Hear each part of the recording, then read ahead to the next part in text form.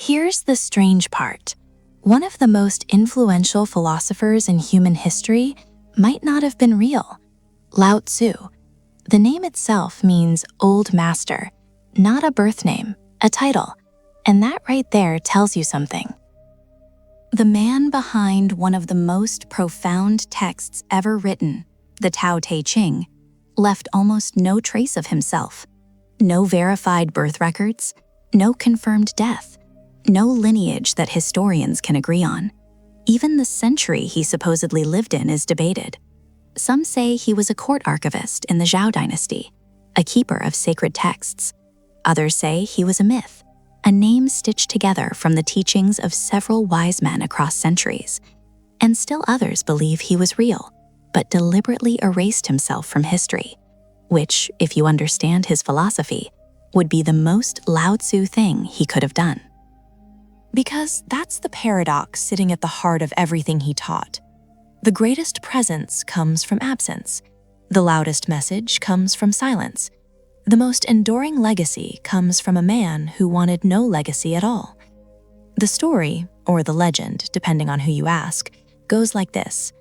An old man, disillusioned with the moral decay of his time, decided to leave civilization behind.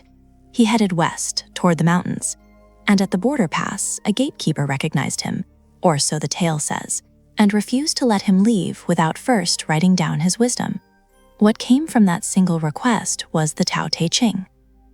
81 short chapters, around 5,000 characters in the original Chinese. And yet, those few thousand characters have shaped religions, governments, martial arts, medicine, and the inner lives of millions of people for over 2,500 years. That's the weight of what we're dealing with here. And whether or not the man himself was real, the ideas are. Undeniably. They've survived dynasties, revolutions, translations, and centuries of misinterpretation. They don't need a biography to stand on. Lao Tzu argues that the truth doesn't need a face, doesn't need authority, doesn't need proof. It simply is. So let's talk about what he actually said, and more importantly, what he meant.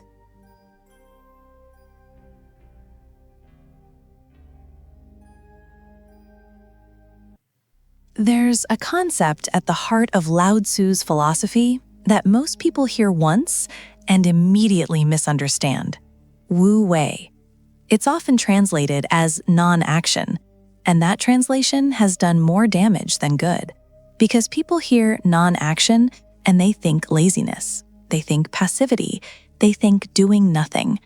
That's not what Lao Tzu means, not even close. Wu Wei isn't about doing nothing, it's about not forcing. There's a difference, and it's a critical one. Lao Tzu argues that the highest form of action is action that doesn't struggle against the natural grain of things. It moves with it, like water finding its way downhill. It doesn't push through the rock by brute force. It doesn't rage against the obstacle. It flows around it. Over time, it wears the rock down to nothing. And it does this without effort, without strain, without a plan. That's Wu Wei. Lao Tzu points out something most of us refuse to accept, that the harder you force something, the more resistance you create. Push aggressively toward a goal, and the world pushes back. Grip something too tightly, and it slips through your fingers. He's not saying ambition is wrong. He's saying the way we pursue things is often self-defeating. We exhaust ourselves fighting currents we were never meant to fight. And here's the paradox that sits at the center of this idea. Lao Tzu says the sage accomplishes everything by doing nothing. Not nothing in the literal sense, but nothing that is forced, nothing that goes against the Tao, the natural order. The sage acts, but his action is so perfectly aligned with the moment, so in tune with the way things naturally unfold, that it looks effortless. It looks like he didn't do anything at all. Think about it. The best leaders Lao Tzu describes, the people don't even know they exist. The work gets done, things fall into place, and the people say, we did this ourselves. That's Wu Wei in leadership. No coercion, no heavy hand, just a presence so subtle, so attuned, that everything moves the way it should. He warns against the constant human impulse to interfere, to meddle, to overcorrect. We see a problem and we rush in. We strategize, we overplan, we tighten our grip. And Lao Tzu says that's exactly where things go wrong. The more laws you create, the more criminals you breed. The more you try to control, the less control you actually have. It's a brutal observation, but he makes it without flinching. Wu Wei asks something uncomfortable of us. It asks us to trust. Trust in the process. Trust in timing. Trust that not every situation needs our intervention. That sometimes the wisest thing you can do is step back. Let things breathe. Let the situation reveal its own solution. But, and this is important, Wu Wei is not surrender. Lao Tzu never tells anyone to lie down and let life roll over them. He argues for intelligent responsiveness, fluid action, knowing when to move and when to be still, knowing the difference between effort and force. Effort aligned with the natural flow, that's Wu Wei. Force imposed against it, that's ego. And ego, in Lao Tzu's view, is the enemy of Wu Wei. The moment you start needing to be seen, needing credit, needing to prove you're the one in control, you've already lost the thread. You've stepped out of the current. You're swimming upstream now. Lao Tzu's message is plain. Stop fighting the river. Learn its rhythm. Move when it moves. Rest when it rests. And you'll arrive exactly where you need to be, without the war.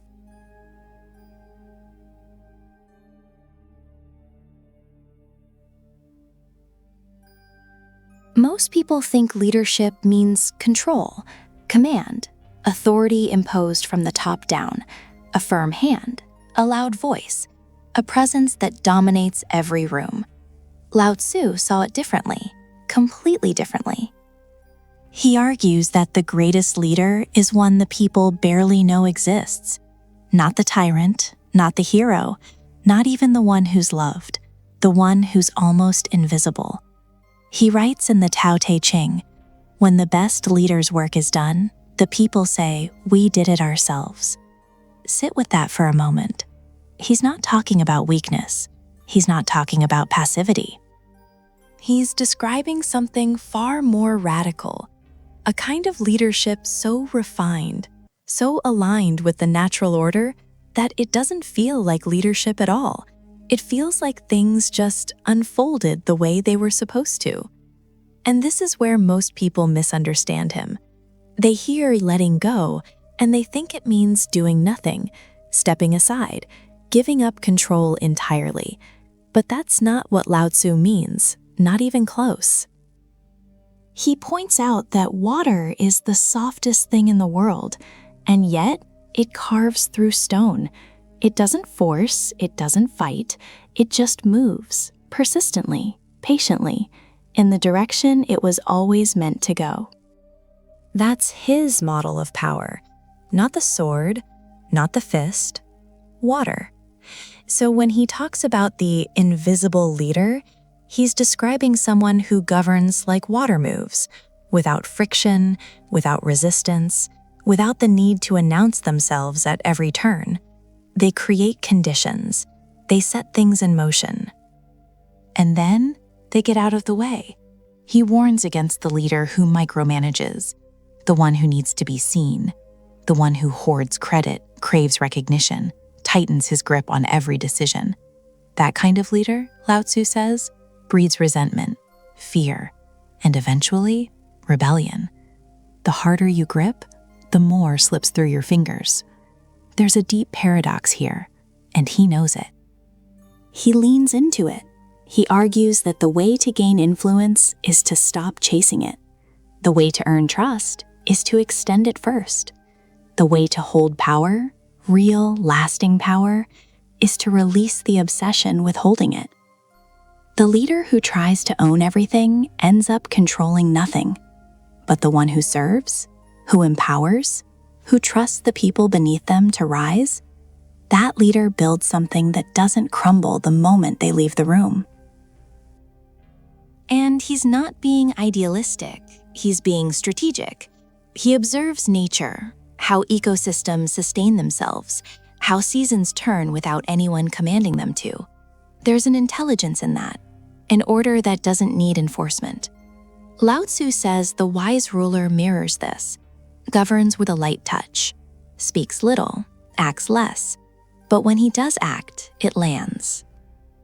It matters because it's precise, it's timed, it's aligned. He draws a sharp contrast. The loud ruler is remembered with fear.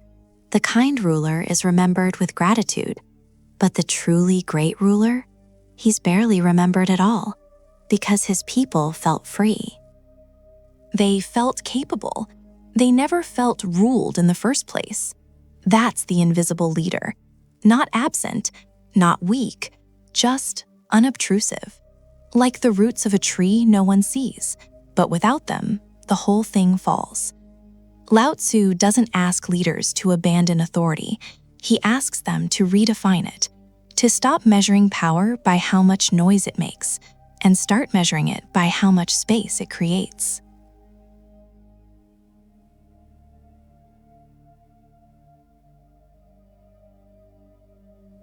There's something Lao Tzu kept coming back to, again and again, almost like he needed the world to hear it, really hear it. Softness wins. Not sometimes, not in special circumstances, every single time. And he doesn't say it gently. He says it like a man who's watched empires crack under their own weight.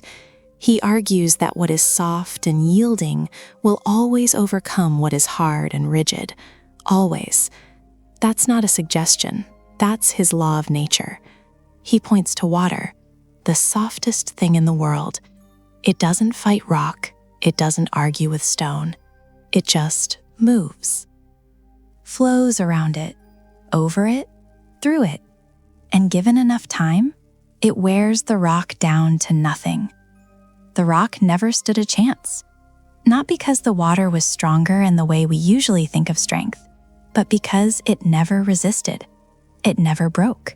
It just kept going. And that's the core of what Lao Tzu is really saying here. He's redefining strength itself. See, most people, most cultures, most rulers, most systems, they equate hardness with power.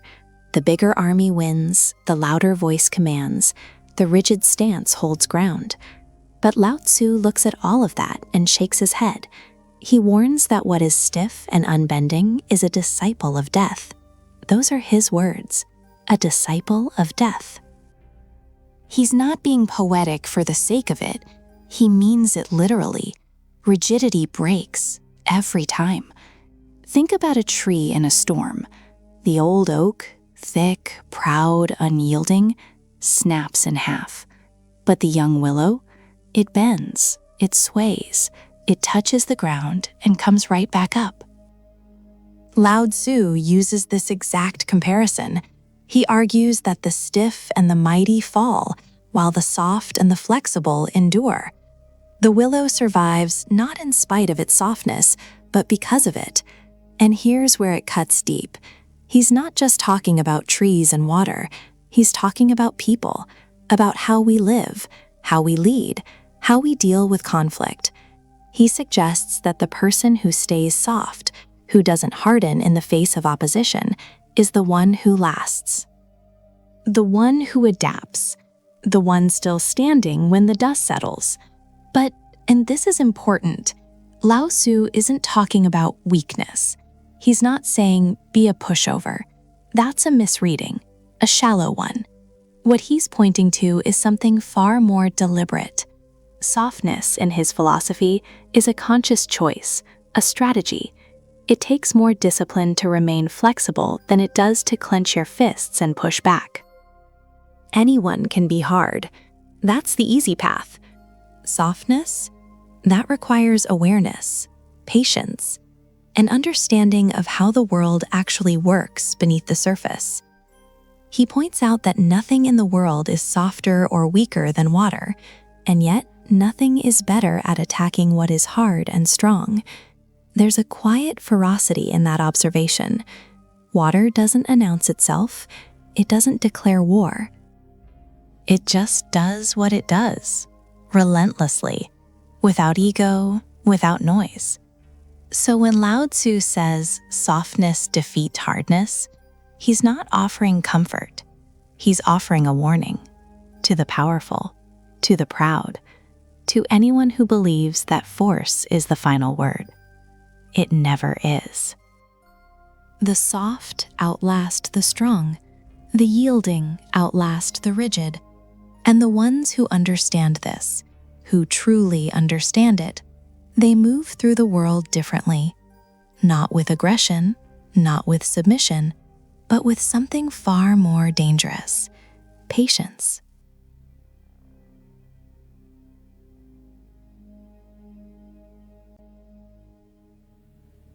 Lao Tzu held 3 things above all else. He called them his treasures: not gold, not jade, not power. 3 simple virtues, and he claimed they could save humanity. That's a bold claim, but he meant every word of it. In chapter 67 of the Tao Te Ching, he lays them out plainly: compassion, frugality, and humility, or more precisely, not daring to be ahead of the world. 3 treasures. That's it. No elaborate system, no grand theory, just 3 things a person must guard with their life, and the order matters. The first treasure is compassion, Tzu. Some translate it as love, others as mercy, but Lao Tzu's meaning cuts deeper than sentiment. He argues that compassion isn't softness, it's the fiercest force a human being can wield. He says, from compassion comes courage. Think about that. He doesn't say courage comes from anger, not from ambition, not from discipline, from compassion. Because when you truly care about a person, a people, a principle, you'll fight for it. You'll stand and fire for it. He flips the entire warrior ethos on its head. The bravest person in the room isn't the one with the hardest fist. It's the one with the widest heart. But he warns, abandon compassion, try to be courageous without it, and you're just reckless, dangerous, a blade with no handle. The second treasure is frugality, Jen. And he's not just talking about money. He's talking about restraint in all things, energy, words, desire. Lao Tzu contends that the person who practices frugality has something left to give. From frugality comes generosity, he says, and that's the paradox he loves. You can only be truly generous when you haven't wasted yourself. A river that floods everywhere nourishes nothing, but a river with banks, it feeds entire civilizations. He points out that excess isn't abundance, it's leakage. The frugal person isn't stingy, they're full. They've kept enough of themselves intact to actually show up for others. So frugality isn't poverty, it's precision. The third treasure is the one most people trip over. He phrases it as not daring to be ahead of the world. Humility, but not the groveling kind, not false modesty. Lao Tzu describes something structural here, a willingness to stand behind, to let others go first, and in doing so, to lead. He argues that the person who doesn't compete for the front of the line ends up leading it. From not daring to be ahead, one becomes the leader of all. It sounds like a riddle, but he's dead serious. He's saying the moment you stop clawing for position, people naturally turn to you because you're not a threat, you're a shelter. And then he delivers the warning, the gut punch. He says, if you abandon compassion but try to be brave, you'll die. If you abandon frugality but try to be generous, you'll be ruined. If you abandon humility but try to lead, you'll be destroyed. 3 treasures: 3 consequences for ignoring them. He doesn't sugarcoat it. What Lao Tzu is really saying here is that the world doesn't collapse because people lack talent or intelligence.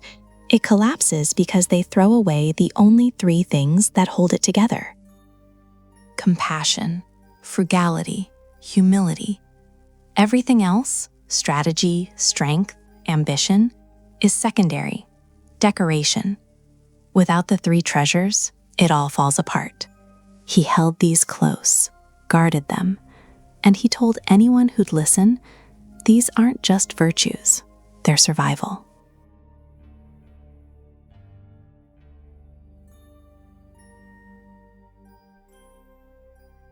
Lao Tzu opens his most famous work, the Tao Te Ching, with a warning. Right there, line 1, before anything else. The Tao that can be spoken is not the eternal Tao. Think about that for a moment.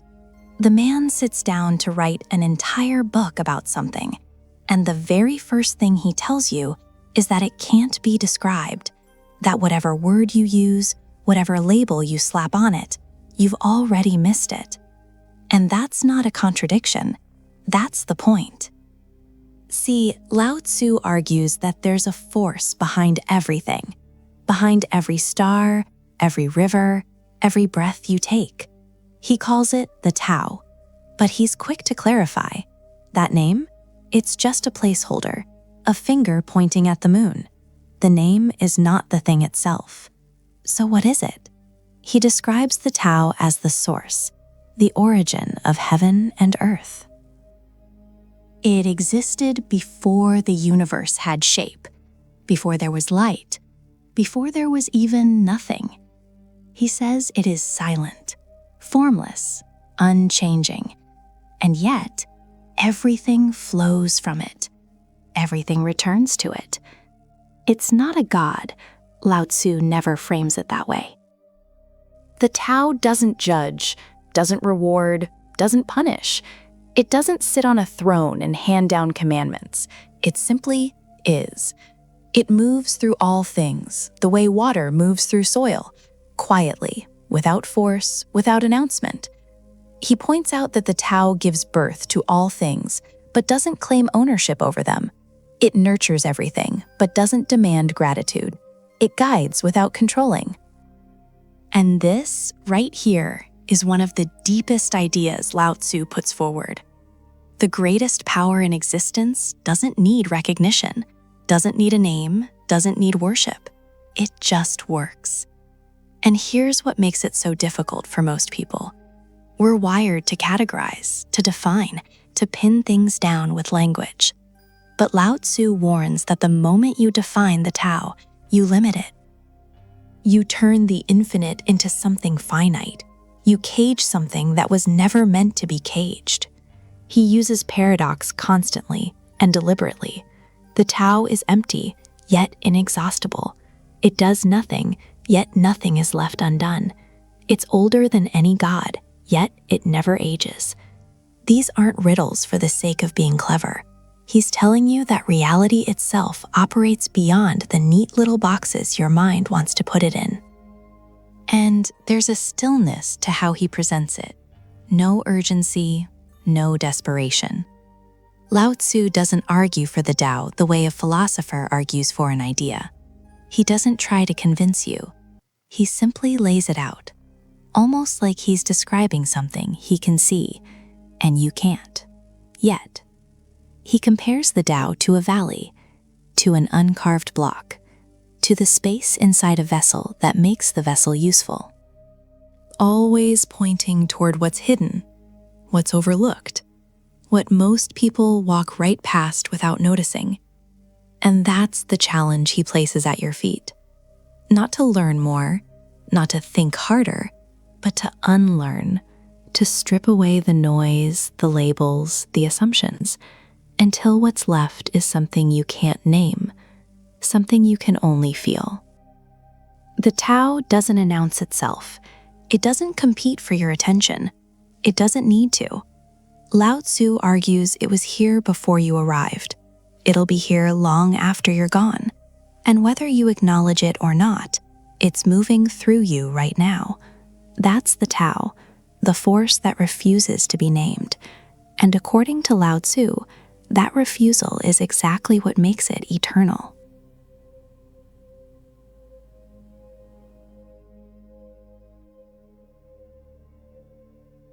Most people think they know what yin and yang means, the little black and white symbol on a t-shirt, a vague idea about balance.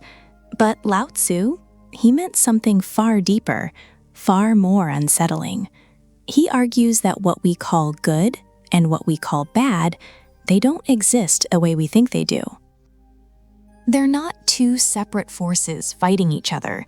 They're one thing, one movement, one breath with two lungs.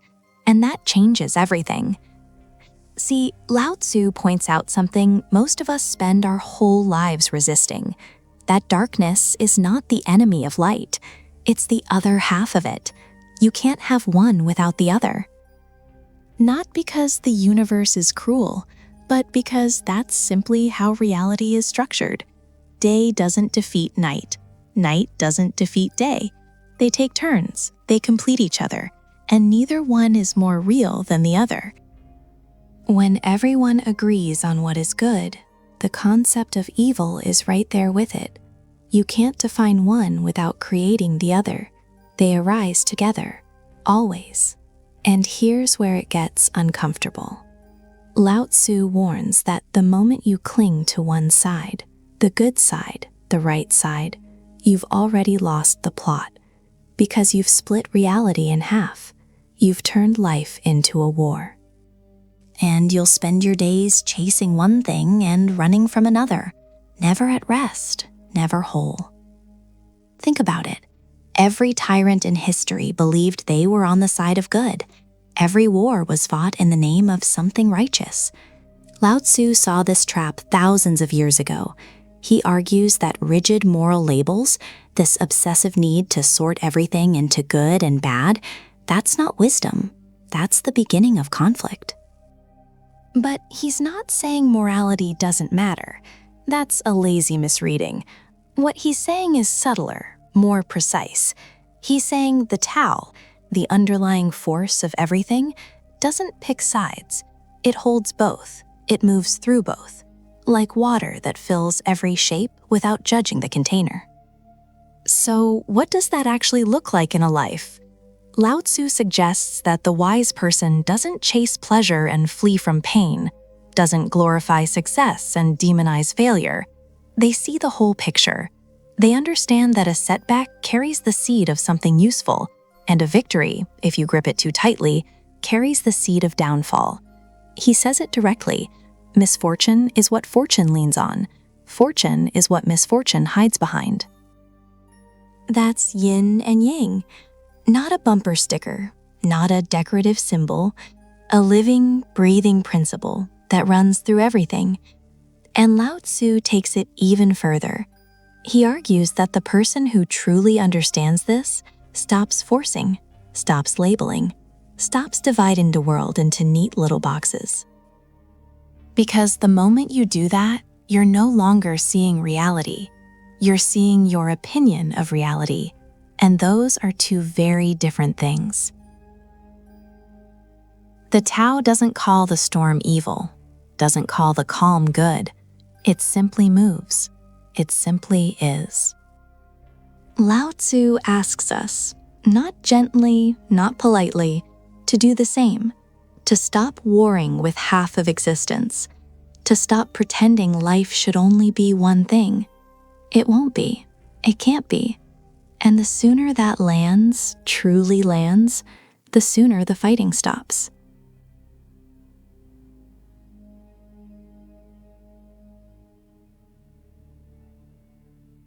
Lao Tzu has this concept, pu. In Chinese, it literally means uncarved block, a raw piece of wood, untouched, unshapen, no chisel marks, no design imposed on it.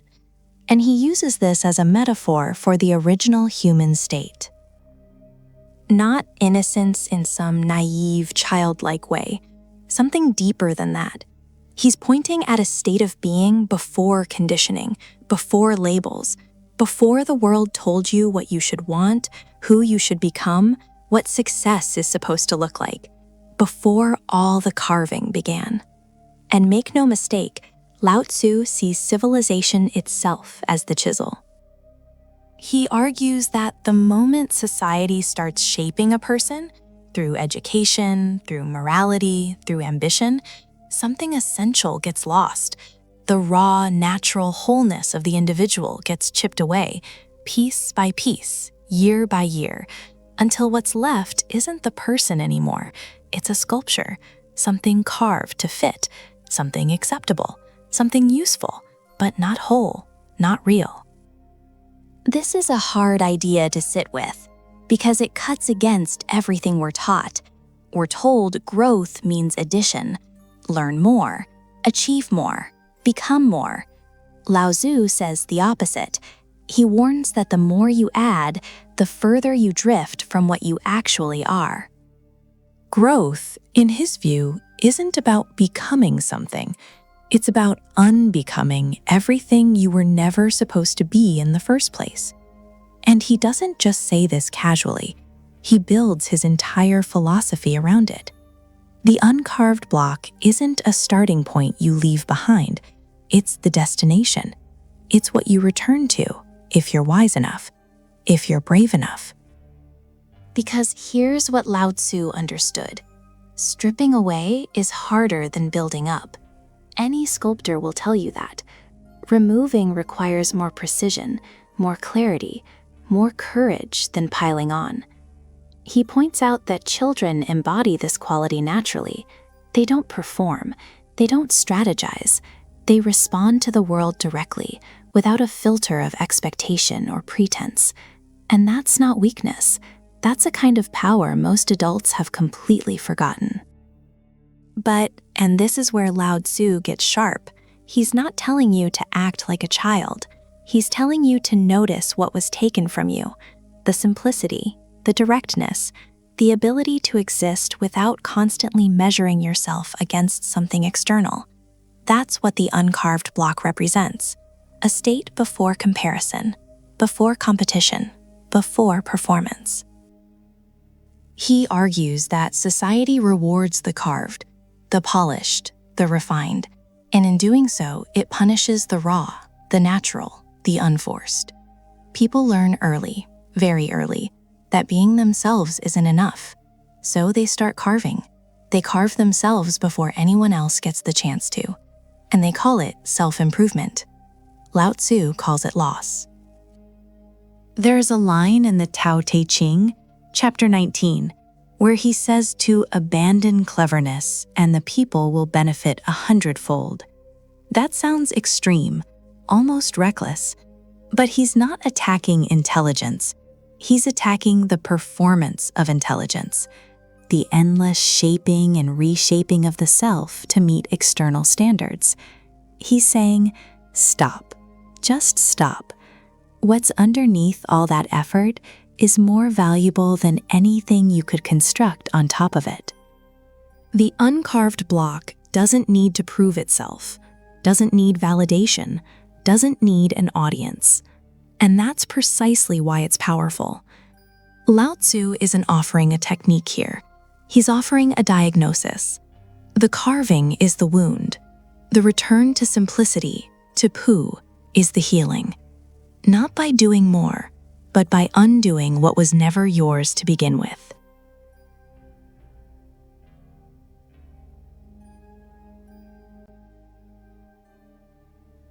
Here's something Lao Tzu says that most people don't want to hear.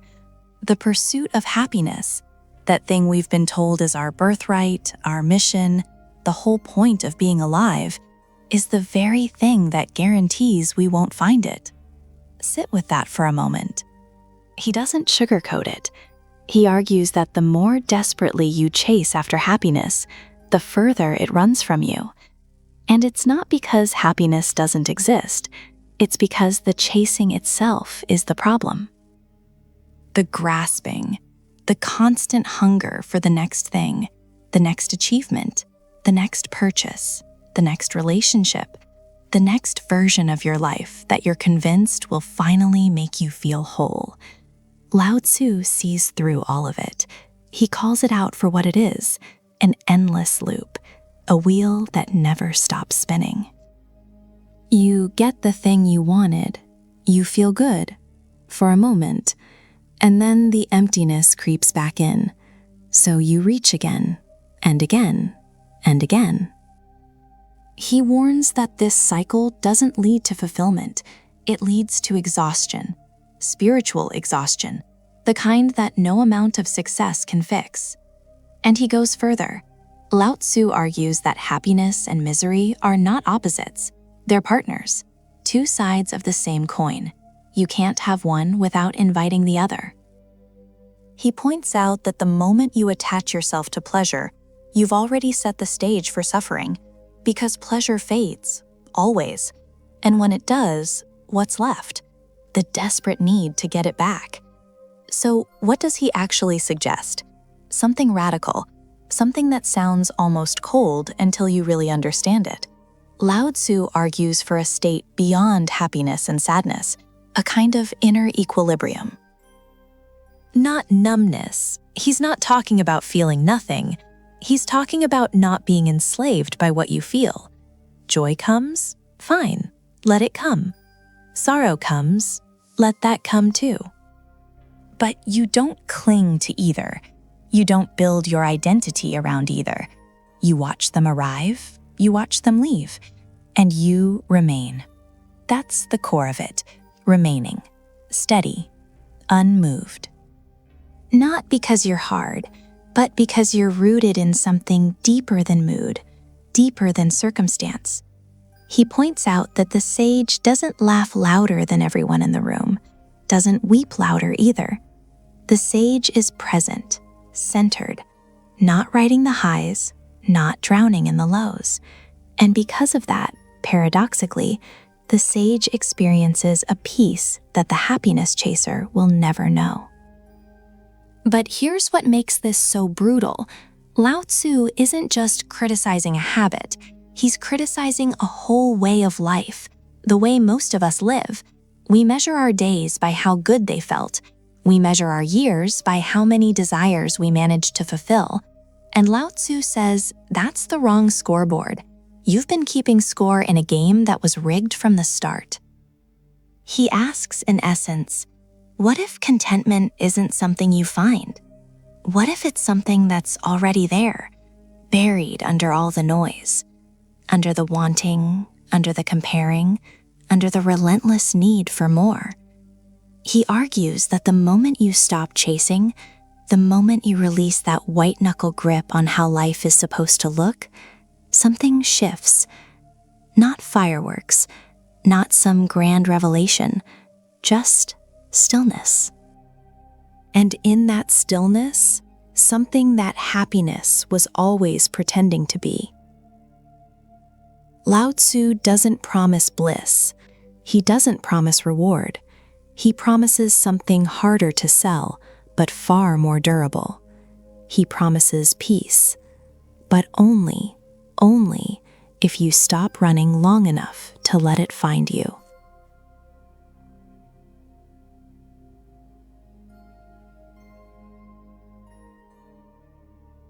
There is a line Lao Tzu keeps coming back to, again and again, almost like he's trying to make sure you don't miss it. Water. He's obsessed with it, and for good reason. He argues that nothing in the world is softer or more yielding than water, and yet nothing is better at overcoming the hard and the rigid. A river doesn't fight the mountain. It doesn't slam against it and demand it move. It just flows around it, over it, through the cracks. Given enough time, the mountain is the one that changes shape, not the water. That's not a metaphor he throws around casually. It's the core of how he sees life. Lao Tzu warns against rigidity, in thought, in action, in identity. He says the stiff and unbending is the disciple of death. The soft and yielding is the disciple of life. Harsh words, but he means them. A tree that refuses to bend in the wind, it snaps. A person who refuses to adapt, who clings to one fixed way of being, they break. Maybe not today, but eventually. And here's what's uncomfortable about it. The immovable force, the person who plants their feet and says, "I will not be moved." Society calls that strength. Lao Tzu calls it a liability. He points out that rigidity is born from fear. Fear of change, fear of losing control, fear of looking weak. So people harden. They build walls around their beliefs, their positions, their egos, and they mistake that armor for power. But Lao Tzu sees through it. He says true strength is in the ability to yield, to adapt, to remain fluid when everything around you is shifting. That doesn't mean having no spine. It doesn't mean drifting aimlessly wherever the current takes you. He's not advocating for spinelessness. He's advocating for intelligence. The river has direction. It knows where it's going. It just doesn't fight every obstacle along the way. It finds the path of least resistance, and that path still leads to the ocean. He draws a sharp distinction between force and flow. Force exhausts itself. It burns bright, burns fast, and then it's gone. Flow sustains. It endures.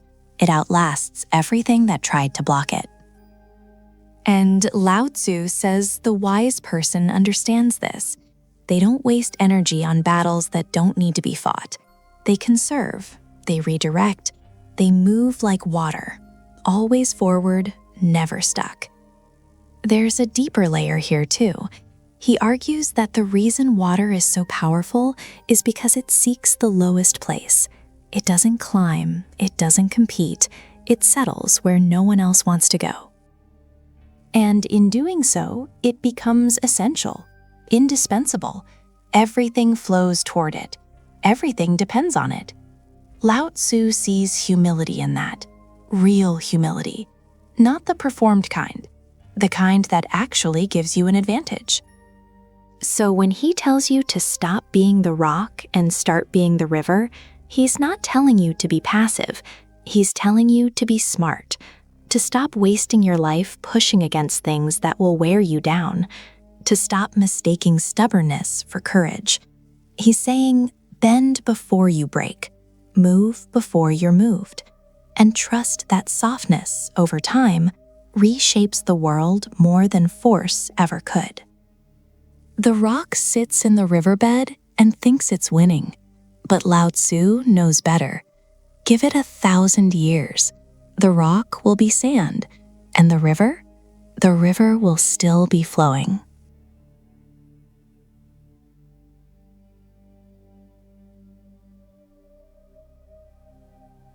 Lao Tzu has a phrase that stops you cold if you're paying attention. The valley spirit never dies. 6 words and an entire philosophy buried inside them. He's pointing to something most people walk right past. The valley, not the mountain, not the peak, the low place, the hollow. The empty space between the heights, and he says that's where the real power lives. Now think about what that means, because everything we've been taught says the opposite. Rise, climb, get to the top, stand above everyone else. The mountain is the symbol of greatness in almost every culture on earth. But Lao Tzu looks at the mountain and sees fragility. He looks at the valley and sees something eternal. Why? Because the valley receives. It doesn't reach, it doesn't grab, it doesn't compete. It simply sits low, and everything flows toward it. Water runs downhill, always. It gathers in the lowest place, and Lao Tzu argues that this is not an accident of geography. It's a principle, a law that governs far more than rivers and rain. He points out that the great ocean is king of 100 streams, precisely because it lies below them. That's his logic. The ocean doesn't demand tribute from the rivers. It doesn't force them to come. It just stays low. And because it stays low, everything pours into it.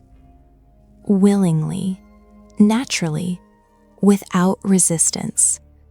And he takes this further, much further. Lao Tzu argues that a wise leader operates the same way. He says, if you want to lead people, you must place yourself beneath them. If you want to guide them, you must stand behind them. Not in front, not on top, below and behind. That's his model of authority. And it's radical, not just for his time, but for any time. See, there's a reason he calls it the valley spirit, and not just the valley. He's saying this lowness is alive. It's dynamic. It's not passive emptiness. It's a force. The valley doesn't just sit there doing nothing. It draws things in. It nurtures. It holds. Lao Tzu connects it to the feminine, to the mother, to the root of creation itself. He describes it as the root of heaven and earth, inexhaustible, always present, used but never used up. And here's the part that challenges everything. He's asking you to reconsider what supremacy actually looks like. Because in his view, the one who lowers themselves isn't losing. They're winning in a way that nobody even notices. That's the genius of it. The valley doesn't threaten anyone. It doesn't provoke jealousy or resistance. And so it endures, unchallenged, unbroken. But the mountain, Lao Tzu would say the mountain is exposed. Wind hits it first. Lightning strikes it first. It erodes. It crumbles. The taller it stands, the more forces conspire against it. The valley, meanwhile, stays sheltered, quiet, whole. He warns against the obsession with rising above, not because ambition is evil, but because it misunderstands how the world actually moves. The world moves downward. Toward rest, toward stillness, toward the low place. And anyone fighting that current is fighting nature itself. So when Lao Tzu speaks of the valley spirit, he's not being mystical for the sake of mystery. He's being precise. He's saying that the one who empties themselves gets filled. The one who lowers themselves gets lifted. Not by effort, not by force. By gravity, the same force that pulls water to the sea pulls the world toward those who don't try to stand above it. That's the valley, and it never dies.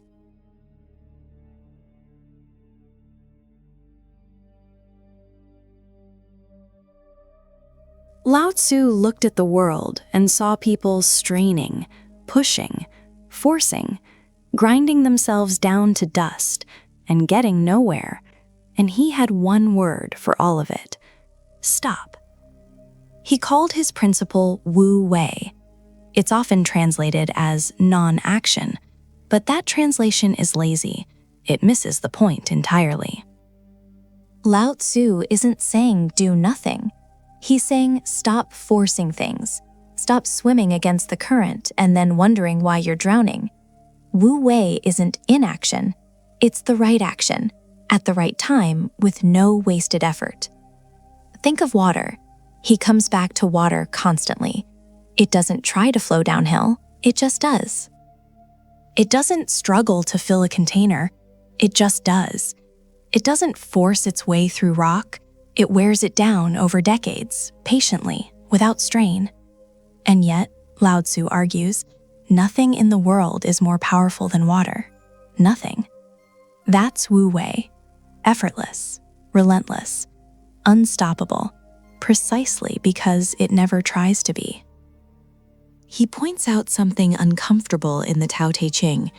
The harder you chase something, the further it runs from you. Chapter 29.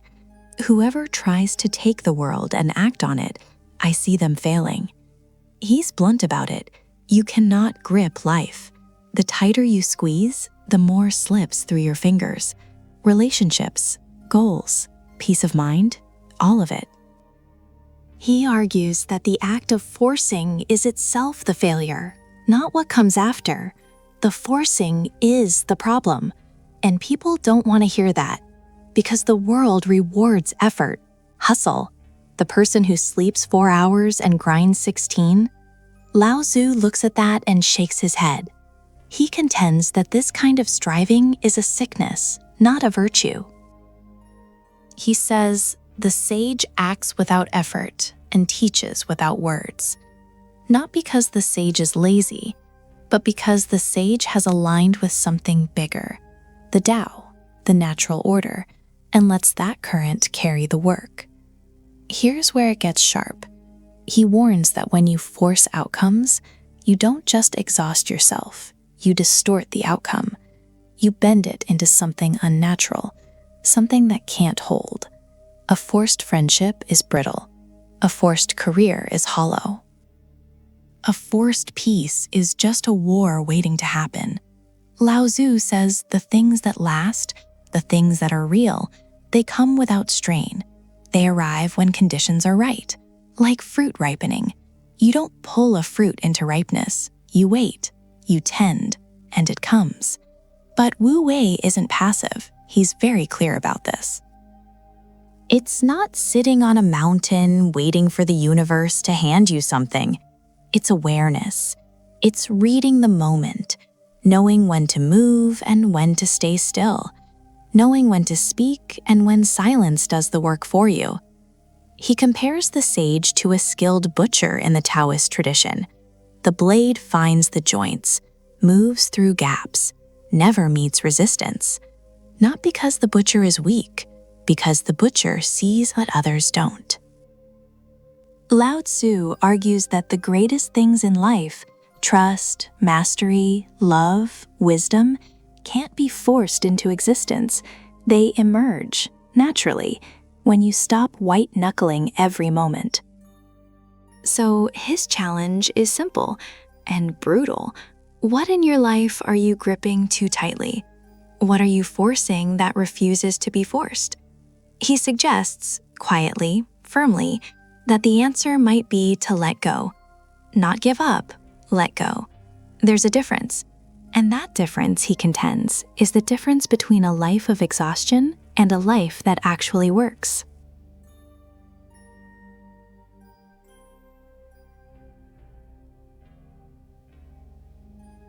Here's something Lao Tzu says that stops people in their tracks. He holds up a bowl, and he asks, what makes it useful? Not the clay, not the shape, not the craftsmanship. It's the emptiness inside, the hollow space. That's what holds the rice. That's what makes it a bowl. Without the emptiness, it's just a lump of clay, worthless. And he doesn't stop there. He points to a room, 4 walls, a roof, a floor.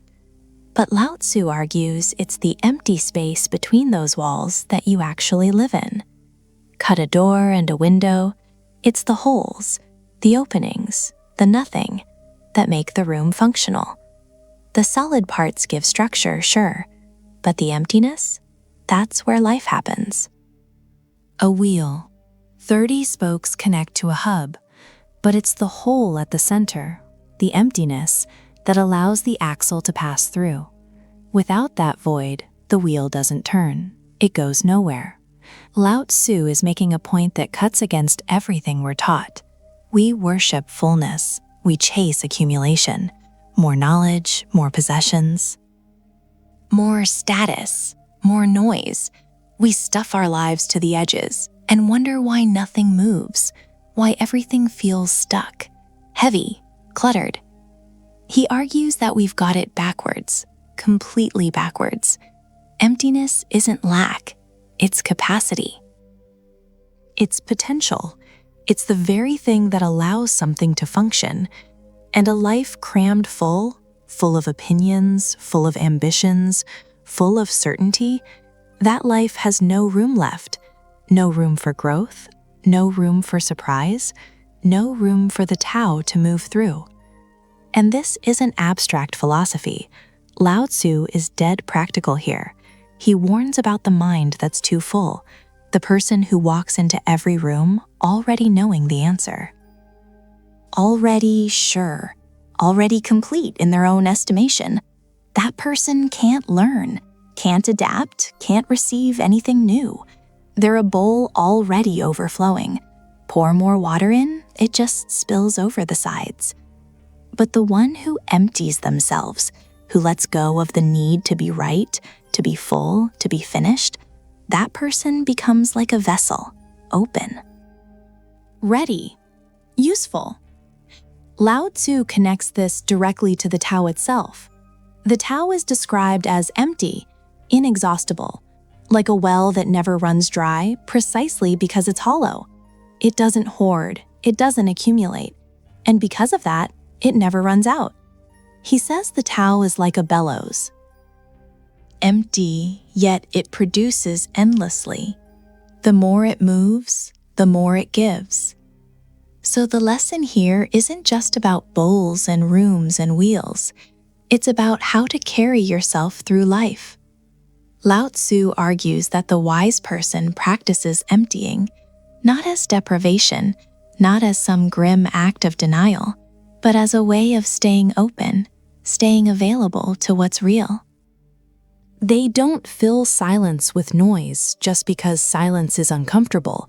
They don't fill uncertainty with false answers just because not knowing feels weak. And that's the part most people miss. We associate emptiness with something broken, something missing, something sad. Lao Tzu flips that entirely.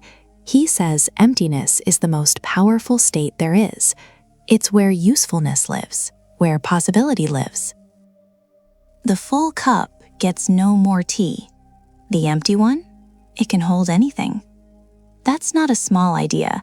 That's a complete rearrangement of how we think about strength, about value, about what it means to have enough. Lao Tzu isn't telling anyone to become nothing. He's saying, make room and watch what fills it.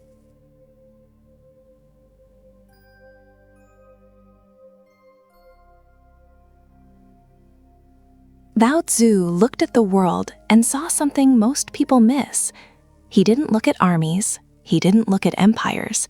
He looked at water, and what he found there changed everything.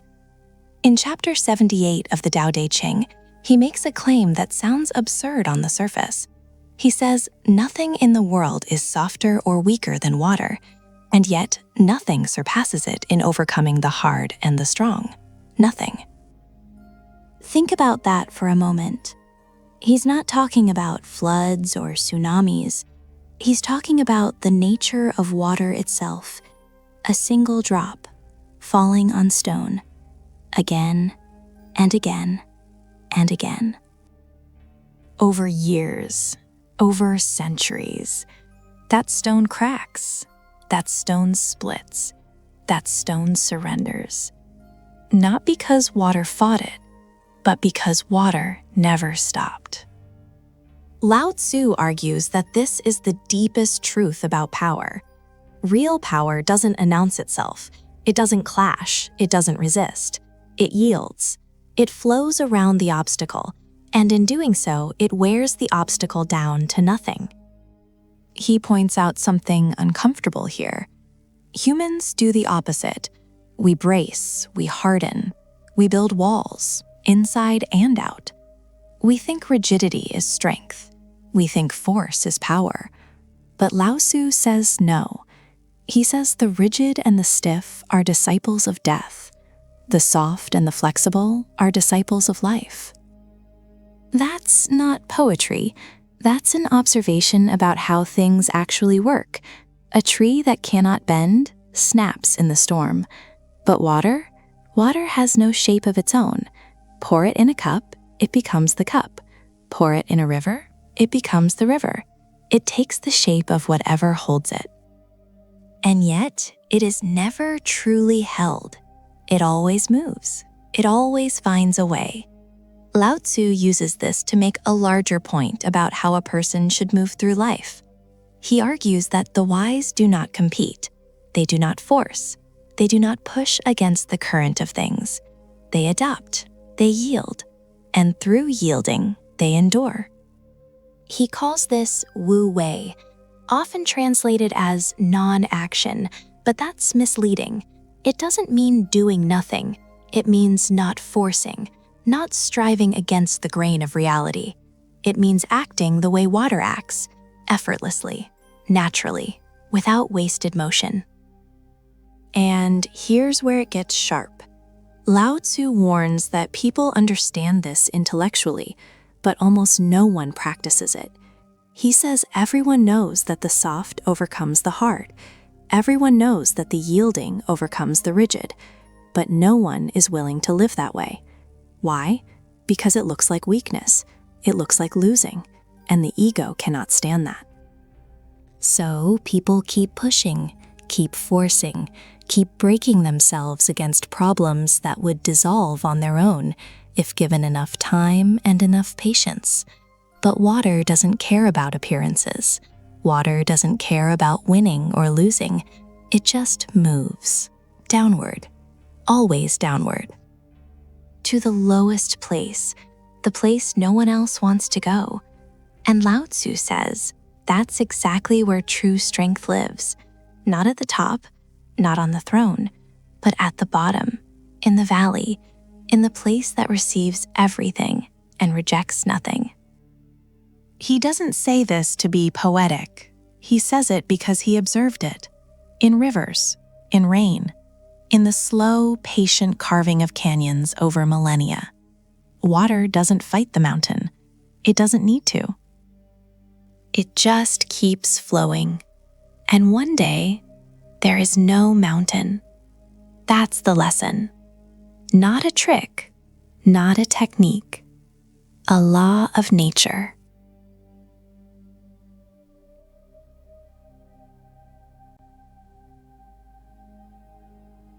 Here's something most people will never accept.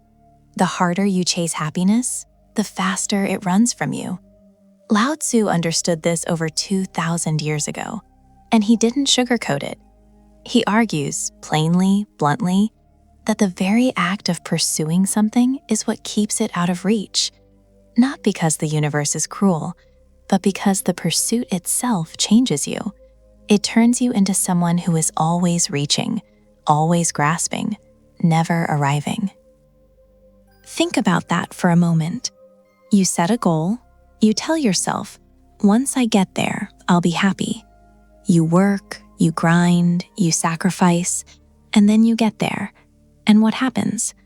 The happiness lasts a week, maybe two. Then there's a new goal, a new thing to chase, a new once I get this, and the cycle starts all over again. Lao Tzu saw this trap centuries before modern psychology ever put a name on it. He calls it the disease of desire. Not desire for survival, not desire for love or connection, but the endless, restless craving for more, for something other than what is. He warns, and this is where it stings, that most people spend their entire lives running toward a horizon, and the nature of a horizon, you never reach it. You can't. It moves as you move. That's the whole point. So what does he propose instead? Stillness, not laziness, not surrender, not giving up, stillness. There's a difference, and Lao Tzu draws that line with precision. He points out that water, when left undisturbed, becomes clear on its own. You don't have to do anything to it. You just stop stirring it up. Happiness, he argues, works the same way. It's not something you build or earn or hunt down. It's what remains when you stop disturbing your own peace. This is the heart of Wu Wei, one of the most misunderstood concepts in all of Eastern philosophy. People hear non-action and think it means doing nothing, sitting on a couch, letting life pass you by. That's not it. Not even close. Lao Tzu describes Wu Wei as acting without forcing, moving without straining. It's the difference between a river carving through rock over centuries and a man smashing that same rock with a hammer. Both get results, but one is exhausted, broken. The other, effortless and still flowing. He argues that when you stop forcing outcomes, when you release the death grip on how things should be, something shifts. Life doesn't stop. It actually starts to align. Not because of magic, not because of some mystical force, but because you're no longer fighting the current. You're finally moving with it. And here's the part that cuts deep. Lao Tzu suggests that most of what people call ambition is actually anxiety wearing a mask. The constant need to do more, be more, have more. He doesn't see that as strength. He sees it as fear. Fear of being still. Fear of being enough as you are, right now, without the title, without the achievement, without the applause. He asks, in essence, what if you already have what you need? What if the only thing standing between you and contentment is your refusal to stop moving? That's not a comfortable question. It's not meant to be. Lao Tzu never promised comfort.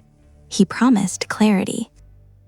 And clarity, he argues, only comes to those willing to stand still long enough to see what's already in front of them. The world tells you to chase. He tells you to stop.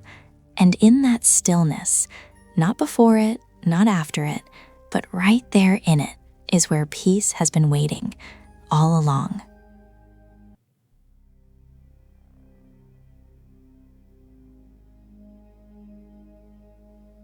There's something strange about Lao Tzu. He wrote one of the most influential texts in human history, the Tao Te Ching, 81 chapters, around 5,000 characters in the original Chinese. And the very first line, it tells you that everything you're about to read can't actually be put into words. The Tao that can be told is not the eternal Tao. That's how he opens, not with a declaration, not with a promise, but with a warning. Lao Tzu tells you right from the start, the deepest truth you'll ever encounter is something language will never fully capture. The moment you name it, you've already lost a piece of it. And that's not a throwaway line. That's the foundation. Everything he builds after that sits on top of this one idea, that words are limited, that the mind that tries to label everything ends up understanding nothing. He puts it even more bluntly later. Those who know do not speak. Those who speak do not know. Sit with that for a moment. Lao Tzu argues that real wisdom doesn't announce itself. It doesn't argue. It doesn't explain. It just is. He saw something that most people miss, that the ones doing all the talking are usually the ones who understand the least. And the ones who've truly seen something, they go quiet. Not because they have nothing to say, but because they know that what they've understood lives beyond the reach of language. Now, here's where it gets interesting. He still wrote the book. The story goes that Lao Tzu, after years of living and observing, decided to leave civilization. He was done, but a gatekeeper at the western border stopped him, asked him to write down his wisdom before he disappeared for good. And so he did, reluctantly. He sat down and gave the world the Tao Te Ching, not because he believed words could carry the truth, but because someone asked. And even then, he made sure to tell you, these words are just fingers pointing at the moon. Don't mistake the finger for the moon. That's the paradox Lao Tzu leans into. He uses language to show you the limits of language. He speaks to teach you the power of silence. And he wasn't alone in this. The Buddha was known for his noble silence. There's a famous moment where, instead of giving a lecture, he simply held up a flower. Said nothing. Only one student understood. Socrates, for all his talking, claimed he knew nothing. The pattern repeats across centuries, across cultures. The wisest minds in history didn't flood the world with words. They pulled back. They let silence do the heavy lifting. But Lao Tzu, he took it further than anyone. He didn't just practice silence. He made it a philosophy. He argues that the moment you start over-explaining, over-defining, over-labeling, you start drifting from the truth. The Tao, as he describes it, is not a thing you can pin down with clever definitions. It moves, it shifts, it holds opposites together without contradiction. And language is built on separation, this or that, good or bad, right or wrong. The Tao doesn't work that way. So what does Lao Tzu actually want from you? He wants you to stop trusting words so much, stop clinging to explanations. He points out that the world was here long before anyone gave it a name, and it'll be here long after every name is forgotten. The truth doesn't need your commentary. It never did.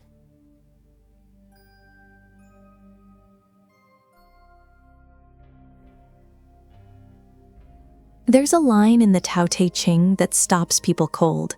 Lao Tzu asks, "Who can wait quietly while the mud settles?" Simple question, but sit with it. Really sit with it. Because buried inside that question is an entire philosophy of how to live, how to decide, and how to see clearly in a world that constantly demands you act before you're ready. Here's what he's saying. Lao Tzu compares the human mind to a glass of muddy water. You shake it, it's cloudy.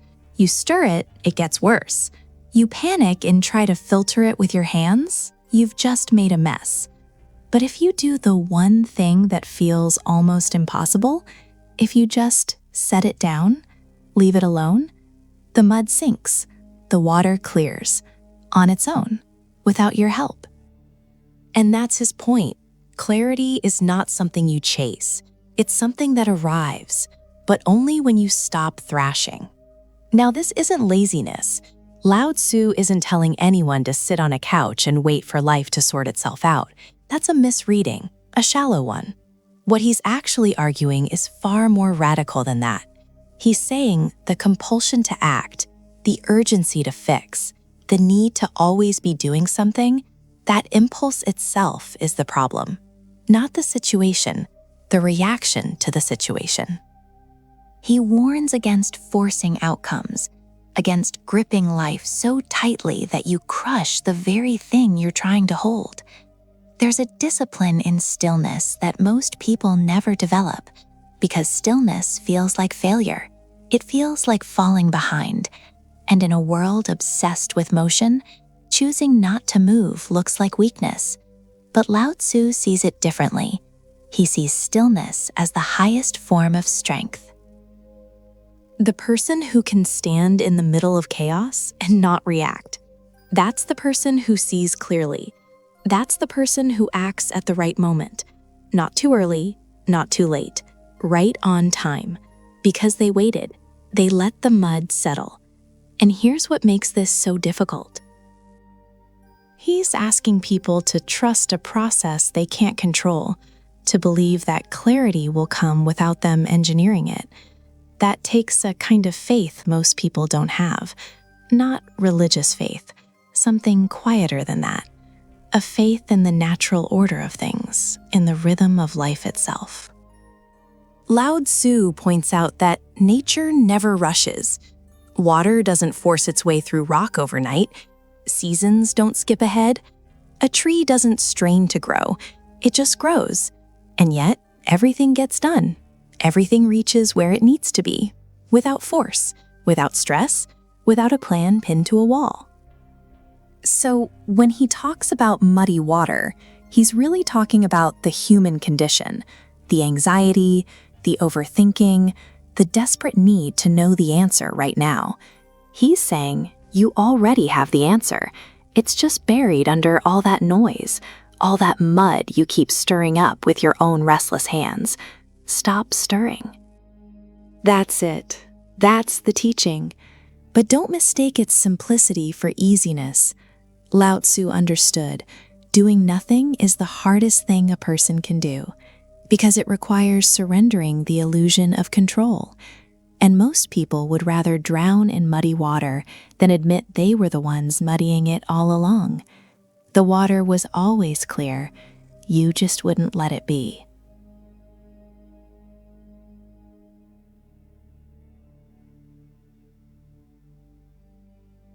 Most people think leadership is about power, about authority, about standing at the front of the room and commanding attention, issuing orders, making decisions that ripple downward. Lao Tzu says they've got it backwards. He argues that the greatest leader is barely noticed at all, not because he's absent, but because he's so deeply in tune with the natural flow of things that his influence is invisible. He doesn't push, he doesn't demand, he doesn't micromanage, and yet everything gets done. There's a line in the Tao Te Ching that cuts right to the bone. He says, "A leader is best when people barely know he exists. When his work is done, his aim fulfilled, they will say, 'We did it ourselves.'" That's not humility for the sake of humility. That's a radical redefinition of what power actually looks like. See, Lao Tzu draws a hard line between control and influence. Control is brute force. It's the clenched fist. It's the ruler who governs through fear, through surveillance, through punishment. And he warns, that kind of leadership always collapses. Always. Because the moment the grip loosens, everything falls apart. The people don't follow out of loyalty. They follow out of fear. And fear has an expiration date. But influence is something else entirely. He compares the ideal leader to water. It doesn't fight, it doesn't force, it flows around obstacles. It settles in the lowest places, the places no one else wants to go. And over time, it shapes mountains, it carves canyons, quietly, persistently, without ever raising its voice. That's the kind of leadership Lao Tzu is talking about. He points out that the more rules a leader imposes, the more chaos he creates. The more weapons a state stockpiles, the more disorder spreads. The more laws are written, the more criminals are born. It sounds paradoxical, but he's not being clever for the sake of it. He's making a point about human nature. People resist force. They push back against control. It's instinct. So the leader who tries to grip tighter only accelerates the unraveling. And here's where it gets uncomfortable. Lao Tzu argues that the ego is the single greatest obstacle to true leadership. The leader who needs to be seen, who needs credit, who needs the crowd to chant his name, that leader is already compromised. He's no longer serving the people. He's serving himself. And the people can feel it. Maybe not right away, but eventually they always feel it. So what does he propose instead? He calls it Wu Wei. Often translated as non-action, but that's misleading. It doesn't mean doing nothing. It means doing without forcing, leading without imposing, acting without ego. It's the art of stepping back just enough so that the natural order of things can take hold. Not laziness, not passivity, precision. He likens it to governing a great nation the way you'd cook a small fish, gently, carefully, without constantly flipping it over, poking at it, tearing it apart with interference. You let it be. You trust the process, and the result speaks for itself. This isn't some abstract ideal that only works in ancient China. Lao Tzu is describing a principle that cuts across time. The leaders who last, the ones history remembers not for their conquests, but for the civilizations they built, they understood this. They didn't need to dominate. They didn't need monuments with their names carved in stone. They led by becoming so aligned with something greater than themselves that the people moved willingly, freely, naturally. No chains required.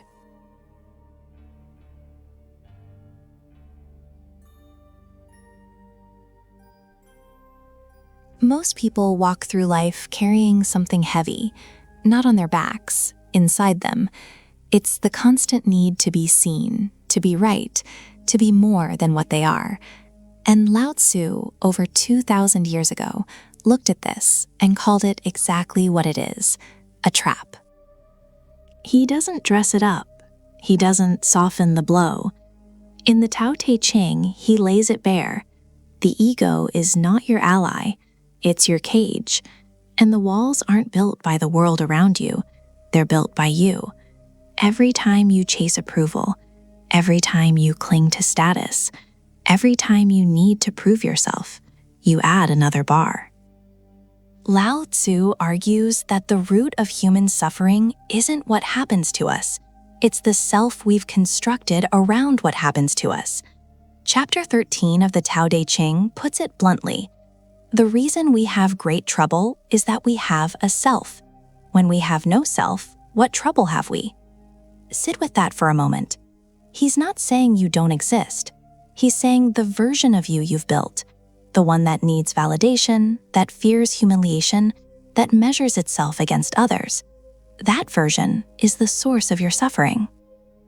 And here's what makes Lao Tzu different from almost every thinker who came after him. He doesn't tell you to fight the ego. He doesn't tell you to crush it or conquer it. He tells you to release it, quietly, like water releasing a stone. He points out in chapter 24 that he who stands on tiptoe is not steady. A simple image, but devastating in what it means. The person constantly reaching, constantly inflating themselves, constantly performing, they're not the strongest person in the room, not the wisest. They're the most fragile. And Lao Tzu takes it further. He warns that self-display actually blinds you. He who shows himself is not luminous, he writes. He who justifies himself is not prominent. He who boasts of himself is not given credit. Every act of ego diminishes you, not in some abstract, mystical way, in a real, observable, undeniable way. So what's the key?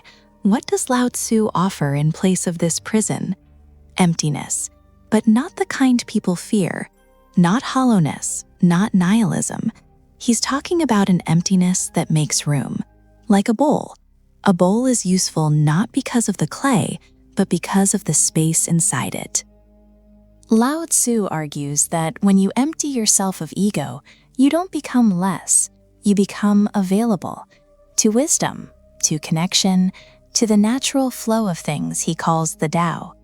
He describes the sage, his ideal figure, as someone who puts himself last and thereby comes first, someone who is detached and thereby at one with all. This isn't weakness, this isn't passivity, it's a radical inversion of everything most people believe about power. The world says assert yourself. Lao Tzu says forget yourself. The world says stand out. He says step back. The world says hold on. He says let go.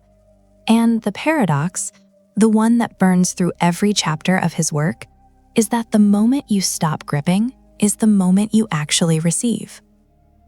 Not because you're trying to receive, but because you finally stopped blocking what was already there. That's the key Lao Tzu offers. Not a technique, not a strategy, a surrender. Not to the world, but of the self you never needed in the first place.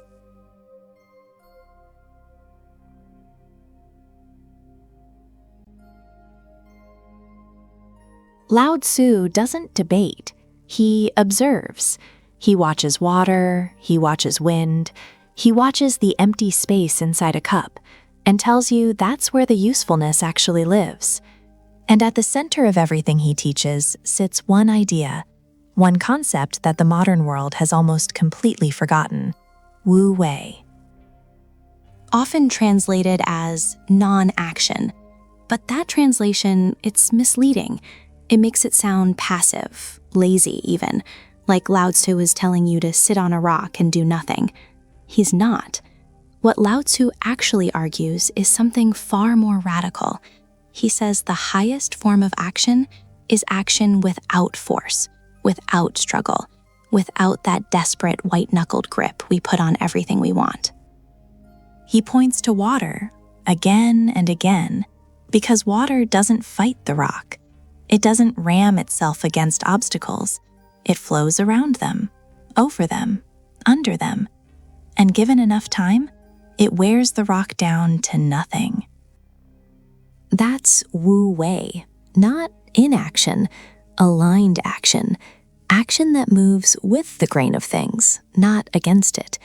And here's where it cuts deep. Lao Tzu warns that most people live their entire lives swimming upstream, pushing, forcing, grinding. They believe that more effort always means more results. That struggle is proof of virtue, that if it doesn't hurt, it doesn't count. He rejects all of this completely. He argues that when you force things, you break them. When you grip too tightly, you lose what you're holding. When you chase, you push away. There's a line in the Tao Te Ching, chapter 76, where he says, "The stiff and unbending is the disciple of death." The soft and yielding is the disciple of life. Read that again. He's not being poetic for the sake of it. He means it literally. Rigidity kills. Flexibility survives. This isn't metaphor, it's strategy. So what does this look like? Not sitting still, not giving up, but knowing when to push and when to let go. Knowing the difference between effort and force. Lao Tzu suggests that the person who masters Wu Wei doesn't look like they're doing much at all, but everything around them seems to fall into place. Not by magic, by alignment. He points out that nature doesn't hurry, a tree doesn't strain to grow, the seasons don't rush to change, and yet everything gets done. Everything arrives exactly when it should. That's the rhythm Lao Tzu wants you to notice. Not to impose your will on the world, but to move with it, to feel the current before you step into the river. And this isn't some soft, dreamy idea. It's a challenge, maybe the hardest one there is, because it asks you to trust something deeper than your own need to control, to let the river carry you instead of thrashing against the current. That's where Lao Tzu begins, not with answers, not with commands, with surrender.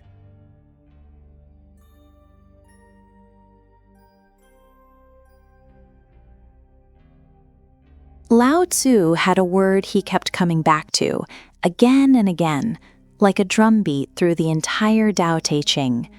Pu. It translates roughly as the uncarved block, a piece of wood before it's been shaped, before it's been polished, before anyone decided what it should become. And for Lao Tzu, that uncarved block is everything. He argues that the natural state of a human being is simple, not stupid, not naive, simple. There's a difference, a big one. Simplicity, the way he means it, is clarity. It's the absence of everything unnecessary. It's what's left when you strip away the noise, the pretense, the endless wanting. But here's the problem. The world doesn't leave you uncarved. It starts chipping at you the moment you're born. Society tells you what to value. Culture tells you what to chase. Other people's expectations shape you into something useful, presentable, acceptable. And Lao Tzu says that's where the trouble begins. In chapter 19, he makes a statement that borders on radical. He says, "Abandon cleverness, discard profit, and people will benefit 100-fold. Abandon morality, discard righteousness, and people will return to natural love." That sounds dangerous. It sounds like he's tearing down the pillars of civilization. But he's not. He's saying something more precise. He's saying that when you replace natural instinct with imposed systems, and you trade genuine feeling for performed virtue, you lose something essential. Something you can't get back through more rules or more structure. you lose the uncarved block. Lao Tzu warns that complexity is not a sign of progress, it's a sign of distance, distance from what's real. The more complicated a life becomes, the further it drifts from the Tao. The more a person accumulates, possessions, titles, opinions, ambitions, the less they actually hold. He puts it bluntly. The 5 colors blind the eye. The 5 tones deafen the ear. The 5 flavors dull the taste. Racing and hunting madden the mind. Precious goods obstruct the way. That's chapter 12, and it hits like a hammer. He's not saying beauty is bad. He's not saying pleasure is wrong. He's saying excess destroys the very senses it claims to satisfy. More doesn't sharpen experience. More numbs it. So what does he propose? Return. That's it. Return to simplicity. Return to the raw, unpolished state of being, where you don't need more because you already have enough. Where you don't perform wisdom because you simply are what you are. He describes the sage, his ideal figure, as someone who wears rough cloth but carries jade inside. Not flashy, not impressive, not trying to be seen, but inwardly complete. And this is where Lao Tzu draws his sharpest line. He argues that the person who knows they have enough is rich. Not the person who has the most, not the person who's climbed the highest, the one who stopped climbing because they realized the summit was never the point. That's simplicity, not deprivation, not asceticism for its own sake. It's a kind of ruthless honesty about what actually matters, a refusal to be carved into someone else's shape. Lao Tzu doesn't frame this as a lifestyle choice. He frames it as survival, because the world will keep adding, keep layering, keep demanding more from you. And if you don't know how to subtract, if you don't know how to return to the uncarved block, you'll be buried under the weight of things that were never yours to carry. Simplicity isn't passive, it's a blade. It cuts away what doesn't belong.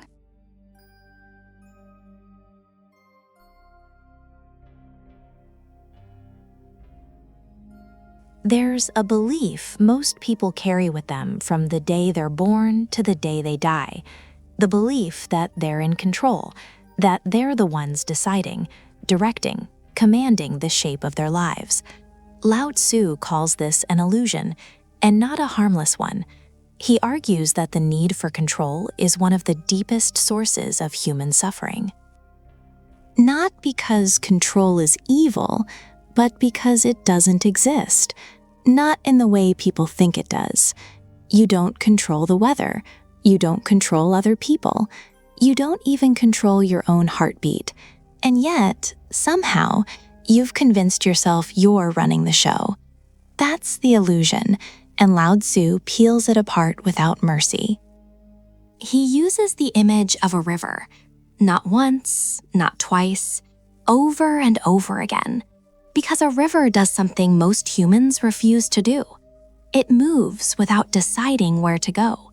It doesn't fight the terrain. It doesn't resist the rocks. It flows around them. Over them, through them, and in the end, it shapes the entire landscape. Not through force, through surrender. Now, that word, surrender, it makes people uncomfortable. It sounds like defeat, like weakness, like giving in. But Lao Tzu redefines it entirely. He argues that surrender is not the absence of power, it's the highest expression of it, because it takes far more strength to let go than to hold on. Think about the people you've known who grip life the tightest, the ones who plan every detail, who lose sleep over things they can't change, who micromanage every outcome. Are they at peace? Are they free? Or are they wound so tight they're one bad day away from snapping? Lao Tzu saw this pattern clearly. He warns that the rigid and the stiff are companions of death. The soft and the yielding are companions of life. A tree that refuses to bend in the wind, it breaks. A tree that sways, it survives the storm every single time. And he takes it further. He points out that the greatest leaders, the ones who actually endure, are not the ones who impose their will on everything around them. They're the ones who create conditions, who guide without gripping, who lead without dragging. The best ruler, he says, is one whose people barely know he exists. That's not absence, that's mastery. But here's what really hits. Lao Tzu argues that control is not just inactive, it's destructive. The moment you try to force life into the shape you want, you break something, a relationship, a moment, yourself, because life was never meant to be squeezed into your blueprint. It has its own momentum, its own intelligence, and that intelligence, he suggests, is far older and far wiser than yours. He calls it the Tao, the way, not a god, not a doctrine, just the natural order of things, the rhythm that runs underneath everything. And his central point is this: you don't need to control the Tao, you need to trust it, move with it, stop pretending you're separate from it. You were never steering the river, you were always in it, part of it, carried by it. And the sooner you accept that, not as a philosophy, but as a lived reality, the sooner the struggle starts to dissolve. Lao Tzu doesn't ask you to be passive. He asks you to be honest. Honest about what you can control and what was never yours to hold in the first place. That honesty, it's where real freedom begins.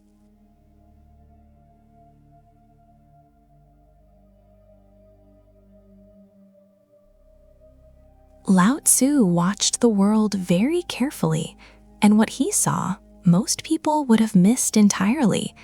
He saw that the things which appear strongest are often the most fragile, and the things that look weak, they endure. They outlast everything. He puts it plainly: the stiff and unbending is the disciple of death. The soft and yielding is the disciple of life. That's not poetry for the sake of poetry. That's an observation, a brutal one. Lao Tzu argues that rigidity is a death sentence. The tree that refuses to bend in the storm, it snaps. The wall that stands tall against the flood, it crumbles. But the reed, the thing nobody respects, nobody fears, it bows under pressure. And when the storm passes, it's still standing. Every single time. He wasn't guessing. He was pointing at something real, something observable, and he built an entire philosophy around it. Water, that's his greatest example. Lao Tzu returns to water again and again throughout the Tao Te Ching. He calls it the softest thing in the world, and yet, he argues, nothing is better at overcoming the hard. Water doesn't fight the rock. It doesn't crash against it once and try to win. It just keeps going, flowing, day after day, year after year. And given enough time, the rock is gone, worn smooth, carved through entirely. Nothing in the world is as soft and yielding as water, yet for dissolving the hard and inflexible, nothing can surpass it. He warns against the instinct most people follow, the instinct to harden, to tighten your grip, to push back harder when the world pushes you.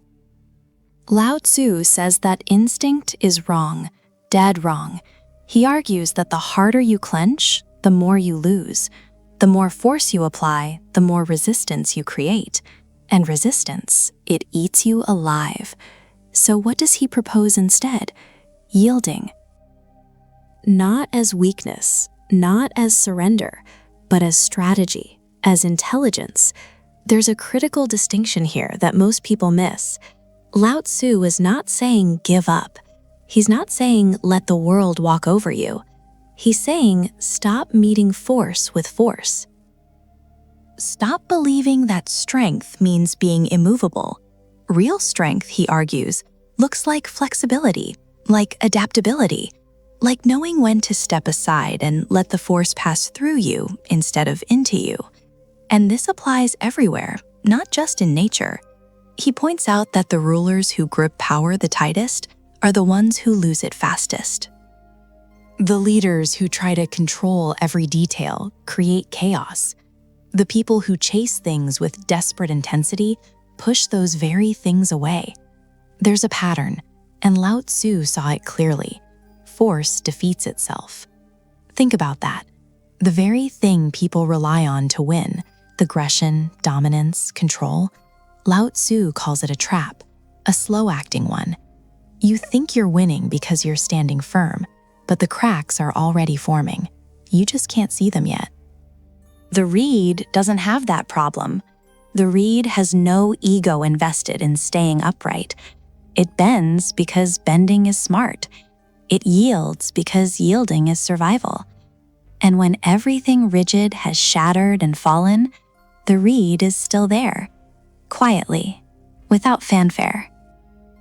Lao Tzu asks you a hard question with this teaching, a question most people don't want to answer. Are you the oak or the reed? Because the storm is always coming. That part isn't up to you. The only thing you get to choose is how you meet it.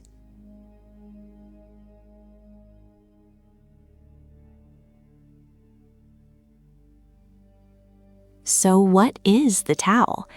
Lao Tzu himself says, "The moment you define it, you've already lost it." The Tao that can be spoken is not the eternal Tao. That's the very first line of his entire text. Right out of the gate, he tells you, this thing I'm about to spend 81 chapters talking about, you can't name it. You can't box it in. You can't pin it to a definition and walk away satisfied. And that's not him being cryptic for the sake of it. He means it literally. The Tao is not a concept. It's not a god. It's not a rulebook. Lao Tzu describes it as the underlying current beneath everything that exists, the force that moves without being seen, the intelligence behind nature that nobody had to program. It was here before language, before thought, before anyone tried to explain it. But here's where it gets interesting. Lao Tzu argues that human beings are born in alignment with this force, naturally, effortlessly. A newborn doesn't try to breathe, it breathes. It doesn't strategize how to cry when it's hungry, it just cries. There's no gap between impulse and action, no overthinking, no second guessing. That, he says, is the Tao in its purest expression, unfiltered life, moving as it was meant to move. So what happens? What goes wrong? He points to the same culprit again and again, the thinking mind. The part of you that labels, judges, categorizes, and resists. The moment you start believing you know better than the natural flow of things, you fall out of alignment. You stop moving with life. You start moving against it. And that's where suffering begins. Not because life is cruel, but because you're swimming upstream and wondering why you're exhausted. Lao Tzu calls this principle Wu Wei, and it's one of the most misunderstood ideas in all of philosophy. People hear Wu Wei and think it means do nothing. It doesn't, not even close. What it means is don't force. Act, yes. Move, yes. But move the way water moves. Water doesn't fight the rock, it flows around it. It doesn't demand a straight path. It takes the path that's available. And over time, over long, patient time, it shapes the rock anyway. That's Wu Wei. Action without resistance. Effort without struggle. Doing what needs to be done, but without the clenched jaw and the white knuckle grip. And Lao Tzu insists this isn't passive. It's the most engaged way to live, because it requires awareness, deep, constant awareness. You have to feel which way the current is pulling. You have to know when to push and when to yield, when to speak and when silence does the work for you. That's not laziness. That's mastery. He warns, the person who forces things may win in the short term. They may muscle their way to a result, but it won't hold. It'll collapse under its own weight, because anything built against the grain of the Tao carries the seed of its own undoing. It's not sustainable. It's borrowed time. But the one who aligns, who reads the moment and moves with it instead of against it, that person doesn't just succeed, they endure. Lao Tzu isn't offering a technique here. He's describing a way of being. A relationship with life that most people have forgotten they once had, before the world told them to push harder, grip tighter, force the door open. Sometimes the door opens inward, and all that pushing was the only thing keeping it shut.